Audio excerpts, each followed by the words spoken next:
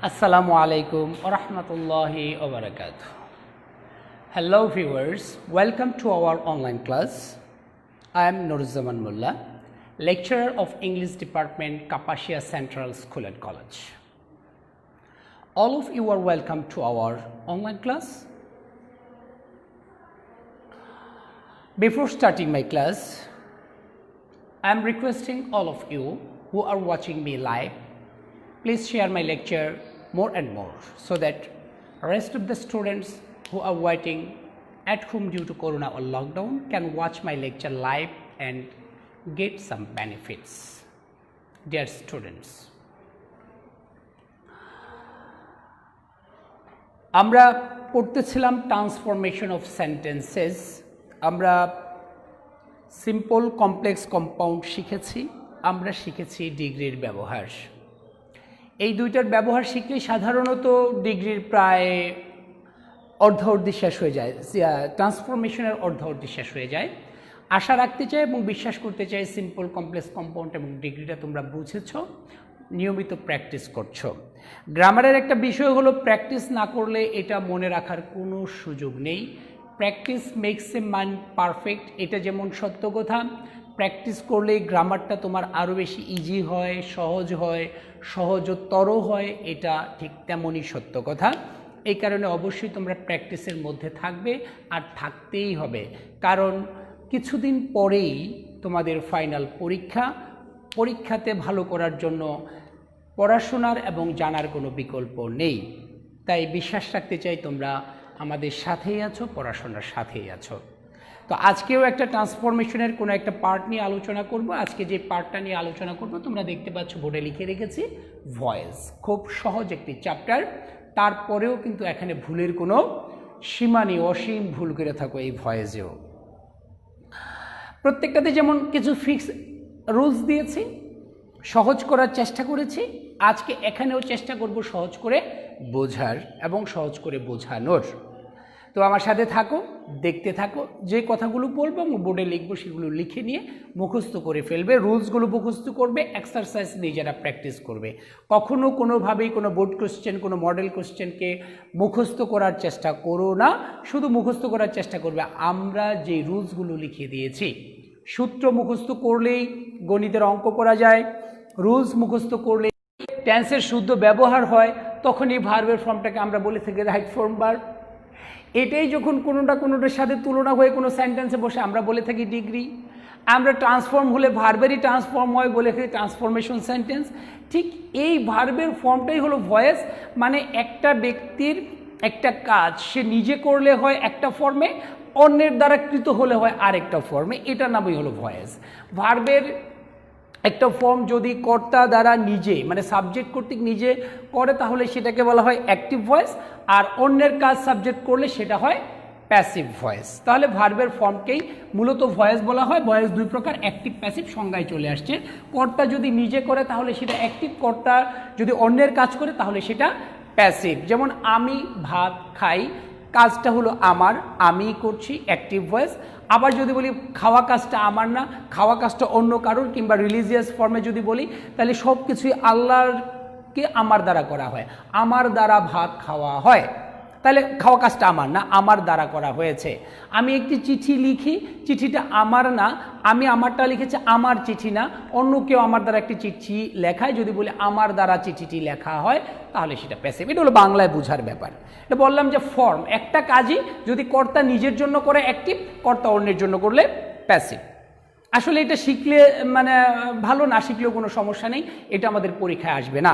আমাদের পরীক্ষায় আসবে ইংলিশকে পরিবর্তন করার নিয়ম, কিভাবে অ্যাক্টিভকে প্যাসিভে পরিবর্তন করতে হয় আমাদের সেটা শিখতে হবে। অ্যাক্টিভ থেকে কিভাবে কি করতে হয়, প্যাসিভ করতে হয়। তো অ্যাক্টিভ থেকে কিভাবে প্যাসিভ করতে হয় সেটার জন্য 5টা নিয়ম মনে রাখতে হবে। যেমন তুমি নামাজ যদি পড়ো, ধরে নাও নামাজ পড়লে অবশ্যই তুমি শুরুতেই রুকু করতে পারবে না, শুরুতেই সালাম ফেরাতে পারবে না। একটা কি সিকোয়েন্স মেনটেন করতে হয়। তুমি জানো সালাম ফিরানো কি নামাজের অংশ, রুকু করা নামাজের অংশ, সেজদা করা নামাজের অংশ। সেজদাটা সবচেয়ে বেশি গুরুত্বপূর্ণ। আসলে এখন তুমি যদি রুকু না করে সেজদা করে যাও, নামাজ কি হবে? হবে না। ঠিক ভয়েসকেও কি এই সিকোয়েন্স মেনটেন করতে হবে। সর্বপ্রথম অবজেক্টকে বসাতে হবে। হ্যাঁ, অবজেক্ট হবে সাবজেক্টিভ ফর্মে মানে অবজেক্ট হবে সাবজেক্ট। তো অবজেক্ট সাবজেক্ট হলে আবার সাবজেক্ট অবজেক্ট হয়ে এটা আমরা জেনেছি না, সাবজেক্ট অবজেক্ট হতে পারবে না, এখানেই অবজেক্ট হবে সাবজেক্ট, তারপরে একটা অক্সিলারি ভার্বের ব্যবহার করতে হবে, অক্সিলারি ভার্ব বসাতে হবে। কোনোভাবেই প্যাসিভটা অক্সিলারি ছাড়া হয় না, অক্সিলারি ছাড়া তোমার 3 প্রকারের সেন্টেন্স হয় না। নেগেটিভ ফর্ম কখনো অক্সিলারি ভার্ব ছাড়া হয় না, ইন্টারোগেটিভ কখনো অক্সিলারি ভার্ব ছাড়া হয় না, আর প্যাসিভ কখনোই অক্সিলারি ভার্ব ছাড়া হয় না। অতএব প্যাসিভ যখন করবে তখন অবশ্যই অক্সিলারি ভার্বের ব্যবহার লাগবে। 3 নাম্বার ভার্ব 3। 4 নাম্বার বাই বসাতে হবে, কোথাও অ্যাট বসবে, কোথাও টু বসবে। 5 নম্বর কি হবে? সাবজেক্ট হবে অবজেক্ট। এই যে 5টা কথা বলেছি, 5টা সিকোয়েন্স মেনটেন করে যদি বসাও তাহলে ভয়েস ভুল হওয়ার কোনো সুযোগ নেই। আমি দেখো মার্ক করছি 1 3 4 5, আর 2 নাম্বার আমি একটু আন্ডারলাইন করেছি। এই যে 4টাকে মার্ক করেছি, হ্যাঁ, লেফট সাইডে, আর আন্ডারলাইন করেছি কি 2 নাম্বার। এই 2 নাম্বার ছাড়া বাকি সবগুলো স্টেবল, এগুলো কোনো পরিবর্তন হবে না। শুধু ভয়েস চেঞ্জ করতে গেলে অক্সিলারি ভার্বটাই ফ্লেক্সিবল, এটাই বারবার পরিবর্তন হবে। দ্যাট মিন্স আমরা যেটাকে টেন্সের ব্যবহার বলে থাকি, সেই জায়গায় গিয়ে অক্সিলারি ভার্বের ব্যবহারটাই বারবার পরিবর্তন হয়। আর বাকি সব প্যাসিভ মানেই সেন্টেন্সের অবজেক্টটা চিনতে হবে, সেখানে কিন্তু অবজেক্টটা চিনতে হবে। মোস্ট ইম্পর্টেন্ট থিং হলো অনেক স্টুডেন্ট কতটুকু অংশ অবজেক্ট সেটাই বুঝে না, এই কারণে অবজেক্ট অংশটা সাবজেক্টে নিলে ভুল হয়ে যায়। অবজেক্টটাকে চিনে নিতে হবে, সাবজেক্টটাকে চিনে নিতে হবে। আমাদের 2টা ক্লাস লাগবে, আমি চিনিয়ে দেবো ইনশাআল্লাহ। তো অবজেক্টটাকে সাবজেক্ট করতে হবে, তারপর অক্সিলারি ভার্ব। আমরা এটাকে একটু রেখে দিলাম অমিট, এটা পরে কথা বলবো। 3 নাম্বার সবসময়ই ভার্ব 3, সবসময় কি verb 3, that means past participle form. 4 number maximum ক্ষেত্রে বাই বসে, টু বসতে পারে, অ্যাট বসতে পারে, উই তো কোথাও কোথাও বসতে পারে। এগুলো একটু রেয়ার, কম বসে, কিন্তু বাইটাই সবচেয়ে বেশি বসে। শেষে গিয়ে সাবজেক্টটা হবে অবজেক্ট। এই যে 4টা, এই 4টা একেবারে হবেই। আর এটা হলো তোমার প্রত্যেক জায়গায় টেন্সের উপর ডিপেন্ড করে এই অক্সিলারি ভার্বটা পরিবর্তন করতে হবে। তাহলে ভয়েসের নিয়ম, অবজেক্ট হবে subject, auxiliary verb, verb 3, by, subject হবে অবজেক্ট। ঠিক এইভাবে 5টাকে মুখস্থ করবে, আর একটা একটা করে পরিবর্তন করবে, মুখস্থ মনে মনে মুখে মুখে বলে করবে, আর পরিবর্তন করবে। তাই এখন পরিবর্তন করার ক্ষেত্রে গিয়ে তোমাদের অক্সিলারি ভার্বের পরিবর্তন লাগবেই। যখন অক্সিলারি ভার্বের পরিবর্তন লাগবে তখন অক্সিলারি ভার্বটাকে পরিবর্তন করতে হবে। তার আগে আমরা এই 5টার ব্যবহার একটু দেখি। যদি বলি করিম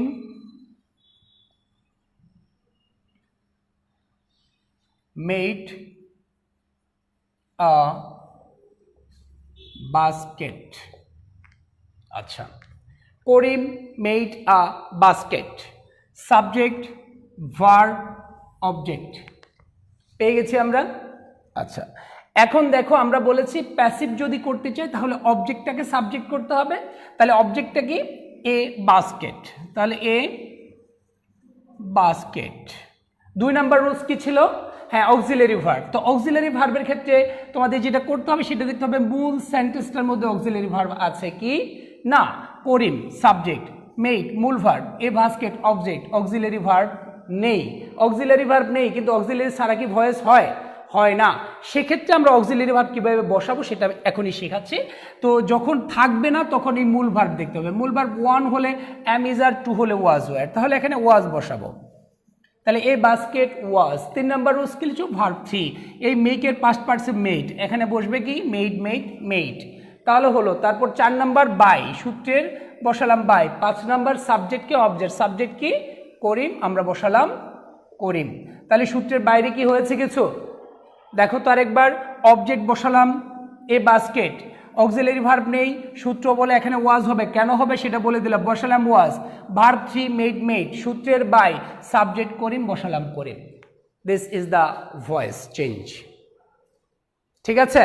তো এইভাবে তোমরা ধরে ধরে মুখস্থ বলে বলে করবে। এখন চলো অক্সিলারি ভার্ব বসাতে হলে কি করতে হবে সেটা আমরা একটু শিখি। লেখো অক্সিলারি ভার্বের ব্যবহার। আজকে অক্সিলারি ভার্বের ব্যবহার পর্যন্ত লিখেই আমরা ক্ষান্ত হয়ে যাব। অক্সিলারি ভার্ব ব্যবহার করতে হলে তোমাদেরকে মূল সেন্টেন্সটা দেখতে হবে, অ্যাক্টিভ সেন্টেন্স দেখতে হবে। অ্যাক্টিভ সেন্টেন্স দুই ধরনের। অ্যাক্টিভ সেন্টেন্স কয় ধরনের হয়? দুই ধরনের। একটা হলো অক্সিলারি ভার্ব ছাড়া, আরেকটা হলো অক্সিলারি ভার্ব ওয়ালা। যদি অক্সিলারি ভার্ব ছাড়া হয় তাহলে ওদেরকে এক ধরনের অক্সিলারি বসাতে হবে, আর যেগুলোর মধ্যে অক্সিলারি থাকবে সেগুলোকে আরেক ধরনের অক্সিলারি বসাতে হবে। তাহলে চলো আমি 5টা লাইন লিখে দিচ্ছি। 1 নাম্বার, অ্যাক্টিভ সেন্টেন্সে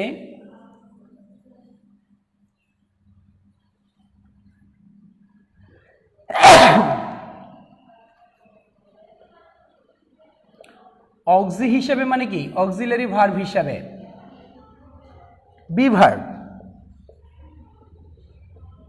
বি ভার্ব থাকলে, বি ভার্ব মানে বুঝো তো, লিখে দিব? আচ্ছা লিখে দিই। বি ভার্ব তথা, বি ভার্ব তথা am, is, are, was, were, shall be বা উইল বি থাকলে প্যাসিভ করার সময় এদের সাথে বসবে বিং। হ্যাঁ, আমি পরেরগুলো মুছে মুছে লিখবো, তোমরা লিখে নিবে। তাহলে কি এক ধরনের সেন্টেন্স অক্সিলারি থাকবে, তাহলে অ্যাক্টিভ সেন্টেন্সে অক্সিলারি ভার্ব হিসাবে বি ভার্ব। আর বি ভার্ব মানে কি? বি ভার্বগুলো হলো পরেরগুলো। বি ভার্ব তথা am, is, are, was, were, shall be, will be থাকলে, যদি এগুলো এই কয়টার যে কোনো একটা থাকে তাহলে প্যাসিভ করার সময় এদের সাথে, এদের সাথে মানে কি? এম, ইজ, আর থাকলে এম, ইজ, আর যা থাকবে তাই সাবজেক্ট উপর ডিপেন্ড করে ওইটার গ্রুপে চেঞ্জ হতে পারে, বিং বসবে। কি বসবে? বিং বসবে। তাহলে is being, are being, was being, were being, shall be being, will be being বসবে। কথা ক্লিয়ার? আচ্ছা, আর যদি অক্সিলারি ভার্ব হিসাবে বি ভার্ব না থেকে কি থাকে? হ্যাভ ভার্ব থাকে। কি থাকে? হ্যাভ ভার্ব থাকে। তাহলে হ্যাভ ভার্বটা কি? এটাও আমি লিখে দিচ্ছি। হ্যাভ ভার্ব, হ্যাভ ভার্বটা হলো have, has, had, shall have, will have। Passive করার সময় এদের সাথে বসবে বিন। কি বসবে? এদের সাথে বসবে বিন। আর যদি মূল সেন্টেন্সে দেখো কি আছে? Have, has, had, shall have, will have. তাহলে has been, have been, had been, shall have been বা উইল হ্যাভ বিন। আর সব সময় কি বসবে? ভার্ব 3। ভার্ব 3। যদি অক্সিলারি থাকে 3 ধরনের অক্সিলারি থাকবে। হয় থাকবে বি ভার্ব যেগুলো বলেছি, অথবা থাকবে হ্যাভ ভার্ব যেগুলো বলেছি, অথবা থাকবে মোডাল অক্সিলারি। কি auxiliary? Modal auxiliary. Modal auxiliary. তো মোডাল অক্সিলারি গুলো কি সেটাও লিখে দিচ্ছি। মোডাল অক্সিলারি গুলো হলো shall, should, will, would, can, could, may, might, must,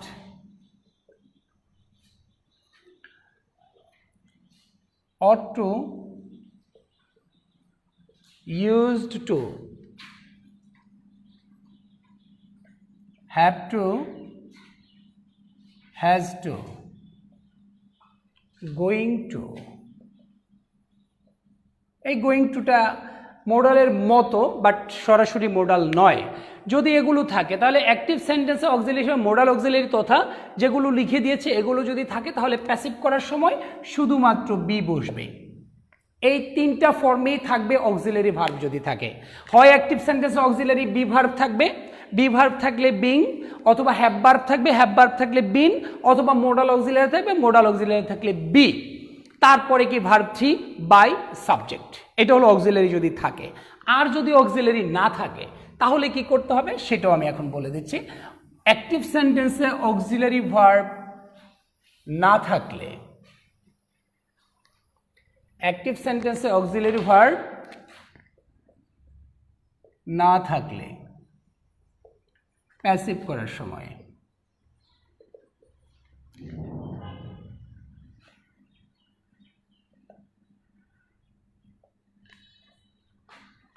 মূল ভার্ব দেখে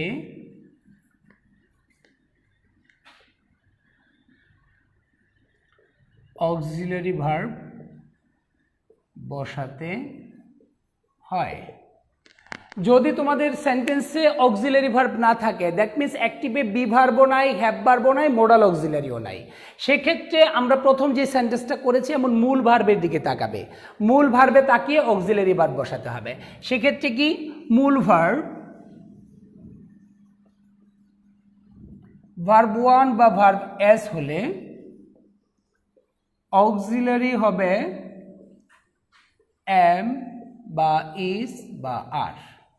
তো মূল ভার্ব যদি 1 বা এস হয়, 1 এস মানে কি প্রেজেন্ট ইনডিফিনিট টেন্স, যেমন গো অথবা গোজ, ইট অথবা ইটস, প্লে অথবা প্লেস, এগুলো যদি হয় তাহলে ভার্ব হবে অক্সিলারি এম ইজ আর। আর যদি মূল ভার্ব 2 মানে ভার্বের পাস্ট ফর্ম হলে অক্সিলারি হবে ওয়াজ বা ওয়ার। এ পর্যন্তই তোমাদের মুখস্থ করতে হবে। এতটুকু যদি মুখস্থ করো, কালকে কিভাবে সাবজেক্ট এবং অবজেক্ট চিনতে হয় সেটা বলে আমরা সরাসরি প্র্যাকটিস করলে আমাদের ভয়েস অন্তত পক্ষে মোটামুটি বোঝা হবে। তাহলে অক্সিলারি ভার্ব বসানোর নিয়ম, একটি সেন্টেন্সে যদি অক্সিলারি থাকে তাহলে কি অক্সিলারির সাথে আরেকটা অক্সিলারি অ্যাড হবে, আর না থাকলে মূল ভার্ব দেখে একটা অক্সিলারি বসাতে হবে। অক্সিলারি থাকলে 3 ধরনের অক্সিলারি থাকবে, হয় বি ভার্ব থাকবে, বি ভার্ব থাকলে ওদের পরে বিং বসাবো, হ্যাভ ভার্ব থাকবে, হ্যাভ ভার্ব থাকলে বিন বসাবো, আর মোডাল থাকলে মোডালের পরে বি বসাবো, আর গতানুগতিক ওই সিকোয়েন্স ধরে তারপর ভার্ব 3 মানে বাই অফ সাবজেক্ট বসাবো। আর যদি সেন্টেন্স অক্সিলারি না থাকে তাহলে মূল ভার্ব যদি 1 বা এস থাকে, দ্যাট মিনস প্রেজেন্ট ফর্ম থাকে বা এস বা ইএস ফর্ম থাকে, তাহলে আমরা এম ইজ আর বসাবো। আর যদি ভার্ব 2 মানে পাস্ট ফর্ম থাকে তাহলে ওয়াজ বা ওয়ার বসাবো, তারপর ভার্ব 3 বাই সাবজেক্ট বসাবো, আমাদের ভয়েস শেষ হয়ে যাবে। এতটুকু রুলস মুখস্থ করো, কালকের জন্য অপেক্ষা করো। অবশ্যই আল্লাহ বাঁচায় রাখলে কালকে আমরা ক্লাসে সম্পূর্ণ প্র্যাকটিসের মাধ্যমে, এক্সারসাইজের মাধ্যমে আমরা ক্লিয়ার করার চেষ্টা করব। সে পর্যন্ত ভালো থাকবে, করোনা মুক্ত থাকবে, সামাজিক দূরত্ব বজায় রেখে অবশ্যই স্বাস্থ্যবিধি মেনে চলার আহ্বান জানিয়ে আজকে শেষ করছি। অমা তৌফিক ইল্লা বিল্লাহ। আসসালামু আলাইকুম ওয়া রাহমাতুল্লাহি ওয়া বারাকাতুহু।